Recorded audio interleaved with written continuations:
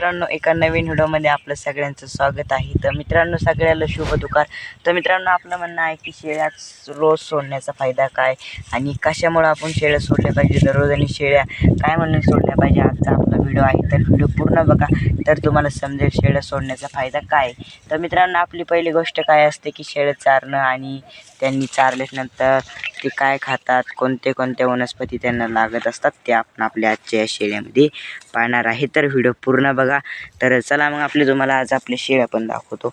मित्रांनो, हे बघा, आपल्या शेळ्या आता मस्तपैकी चरायला लागलेला आहे। तर मित्रांनो, शेळ्या पहिले जर सांगितलं तर 12 वनस्पती खाणाऱ्या शेळ्या असतात। म्हणजे कसं, त्यांना 12 जातीचं असतं। काँग्रेस, कांडीगवत, घास, ते सगळं 12 जातीचं असतं। म्हणजे त्यांना खाण्यासाठी एकीकडे जर पद्धतीनं चारलं की शेळ्या आपल्या खूप खात असतात।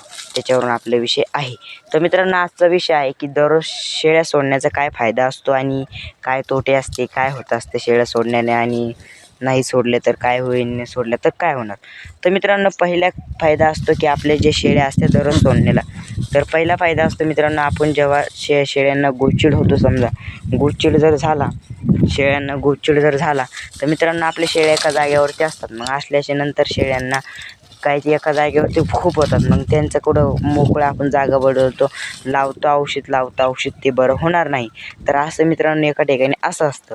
तर दुसरा फायदा मित्रांनो, जे शेळ्या आपण मोकळे सोडल्या त्यांचा पाय येतात आणि त्याच्यानंतर त्यांना वनस्पती खायला भेटते 12 जातीचे। काँग्रेस, झाड, काही असं मित्रांनो, झाडपाला, तुरीचं झाडपाला, सरकीचं झाडपाला, असे त्या शेळ्यांना, पुन्हा चारा, असे त्या शेळ्यांना आपल्या चरायला भेटतात मित्रांनो। तरच त्या शेळ्या आपल्या खातात। म्हणजे कसं की मित्रांनो, ज्या शेळ्यांना मोकळं सोडण्याची पद्धत आहे त्या शेळ्या खूप सुधारतात मित्रांनो। सगळ्या बेस्ट टाईम आपला असा असतो, ज्या शेळ्या मित्रांनो लवकर सोडण्यात, म्हणजे लवकर आपण सोडल्या त्या शेळ्या मित्रांनो खूप सुधारतात। आणि आपण जर शेळ्या बांधून ठेवल्या कुठ्यावरती, त्या शेळ्या सुधारणार नाही। तुम्ही घास टाका का काही टाका, बरं हां, आपण एक समजलं की त्यांना खूप खायला मग सुधरू शकता। पण आपल्या शेळ्यावर आपण गहू जर मानतोय मित्रांनो, ते सुधारणार नाही। याचा पण हा परिणाम होऊ शकतो की आपल्याला फायदा सोडण्याचा काय फायदा, तर ते आपला व्हिडिओ होता।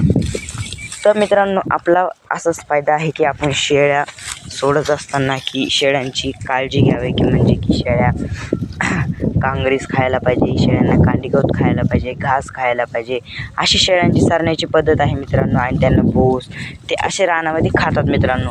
तरच मित्रांनो शेळ्या आपल्या तंतुरस्त राहतात, नाही तर तशा शेळ्या सुधरत नाही। आपण कुठं पाहतो मी शेळ्या रानामध्ये, ज्यांचा पाय मोकळा होईल त्याच शेळ्या चांगल्या चालतात, तुम्ही बघू शकतात। तर चला मग भेटू एका नवीन व्हिडिओमध्ये। जय हिंद, जय महाराष्ट्र।